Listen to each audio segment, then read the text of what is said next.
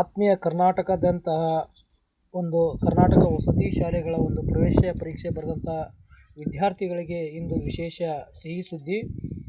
ಕರ್ನಾಟಕದ ಒಂದು ವಸತಿ ಶಾಲೆಯ ಒಂದು ಪ್ರವೇಶ ಪರೀಕ್ಷೆಯ ಫಲಿತಾಂಶ ಪಟ್ಟಿಯನ್ನು ಇಂದು ಬಿಡುಗಡೆ ಮಾಡಲಾಗಿದೆ.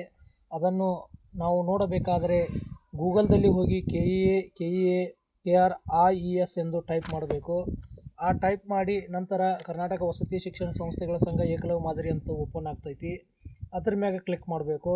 ನಂತರ ಈ ಥರ ನೋಟಿಫಿಕೇಷನ್ಗಳು ಬರ್ತಾವೆ. ಆ ನೋಟಿಫಿಕೇಷನ್ಗಳಲ್ಲಿ ಮೊದಲನೇಗೆ ಹೊಸದಾಗಿ ಬಂದಂಥ ನೋಟಿಫಿಕೇಷನ್ 2026-27ನೇ ಸಾಲಿನ ತಾತ್ಕಾಲಿಕ ಒಂದು ಕ್ರೈಸ್ ಹಂಚಿಕೆ ಪಟ್ಟಿ ಮೇಲೆ ಕ್ಲಿಕ್ ಮಾಡಬೇಕು. ಕ್ಲಿಕ್ ಮಾಡಿದ ನಂತರ ನಮಗೆ ಒಂದು PDF ಫೈಲ್ ಓಪನ್ ಆಗ್ತೈತಿ. ಆ ಫೈಲ್ನಲ್ಲಿ ನಾವು ನಮ್ಮ ಬೇಕಾದಂಥ ಮಗುವಿನ ಒಂದು ಲಿಸ್ಟನ್ನು ನೋಡಬೇಕಾದ್ರೆ ಈ ಪ್ಯಾಡನ್ನು ನಾವು ಮೊದಲು ಡೌನ್ಲೋಡ್ ಮಾಡ್ಕೋಬೇಕು. ಡೌನ್ಲೋಡ್ ಮಾಡ್ಕೊಂಡು ಅದನ್ನು ನಾವೇನು ಮಾಡಬೇಕು, ಸ್ವಲ್ಪ ತಡ ಮಾಡಬೇಕು. ಡೌನ್ಲೋಡ್ ಆಗೋ ತನಕ ಒಂದು ಸ್ವಲ್ಪ ವೇಟ್ ಮಾಡಬೇಕು. ಡೌನ್ಲೋಡ್ ಆಗ್ತಾಯಿದೆ. ಡೌನ್ಲೋಡ್ ಆದ ನಂತರ ಅದನ್ನು ಓಪನ್ ಮಾಡಬೇಕು. ಓಪನ್ ಆದ ತಕ್ಷಣ ನಾವು ಯಾವುದಾದ್ರೂ ಒಂದು ಆ್ಯಪ್ನಲ್ಲಿ ಅದನ್ನು ಓಪನ್ ಮಾಡಿದಾಗ ಈ ಥರ ಸರ್ಚ್ ಬಾಕ್ಸ್ ಬರ್ತೈತಿ. ಆ ಸರ್ಚ್ ಬಾಕ್ಸಲ್ಲಿ ನಾವು ಯಾವ ಮಗುವಿನ ಒಂದು ಆಯ್ಕೆ ಪಟ್ಟಿಯನ್ನು ಹುಡುಕಬೇಕು, ಆ ಮಗುವಿನ ಒಂದು SATS ನಂಬರನ್ನು ನಾವು ಹಾಕಬೇಕು. ಉದಾಹರಣೆಗೆ ನಮ್ಮ ಶಾಲೆಯ ವಿದ್ಯಾರ್ಥಿ ಒಂದು SATS ಒಂದು ಹಾಕ್ತಾ ಇದ್ದೇನೆ ನಾನು.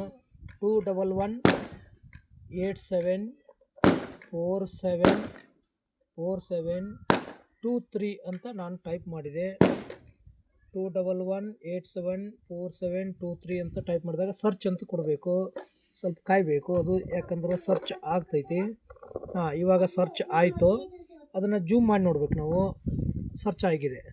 ಇವಾಗ ನಮ್ಮ ಶಾಲೆಯ ವಿದ್ಯಾರ್ಥಿ ಶ್ರಾವಣಿ ಬಸವರಾಜ್ ಮಾದಾರ್ ಅನ್ನುವಂಥ ವಿದ್ಯಾರ್ಥಿ, ಇಲ್ಲಿ ಅವಳು ರ್ಯಾಂಕ್ ನಂಬರು 4076, ಬಾಗಲಕೋಟೆ ಜಿಲ್ಲೆ, Hungund taluk, SCAF local category ಒಳಗೆ ಆಯ್ಕೆಯಾಗಿದ್ದಾಳೆ. ಈ ರೀತಿ ನಾವು ಫಲಿತಾಂಶವನ್ನು ನೋಡಬಹುದಾಗಿದೆ.